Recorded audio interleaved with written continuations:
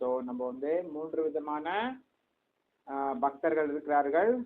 கனிஷ்டாதிகாரி, மத்தியமாதிகாரி, உத்தமாதிகாரி. கனிஷ்டாதிகாரி என்றால் ஓரளவுக்கு பக்தர்கள், அவர்கள் சிலை வழிபாடு செய்பவர்கள், பகவானை உணர்வதற்காக முயற்சி செய்து கொண்டிருக்கிறார்கள். சாஸ்திர அறிவு ஓரளவு உள்ளது அவர்கள்கிட்ட. அவங்க வந்து அந்த அளவுக்கு நம்பிக்கை கிடையாது, ஓரளவுக்கு நம்பிக்கை இருக்கு. ஸோ பக்தர்களை வந்து அவங்க வந்து சரியா வந்து புரிஞ்சுக்க முடியாது அவங்களால. சில வழிபாடு நல்லா செய்வாங்க.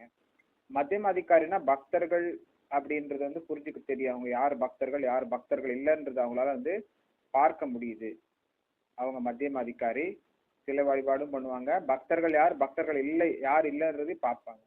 3ஆம் நிலை உயர்ந்த அதிகாரிகள் பார்த்தீங்கன்னா எல்லாருமே பக்தர்களா பாக்குறாங்க. அவங்கள விட்டு மற்ற எல்லாருமே வந்து பகவானோட பக்தர்களா பாக்குறாங்க. அவங்க வந்து உத்தம அதிகாரிகள்.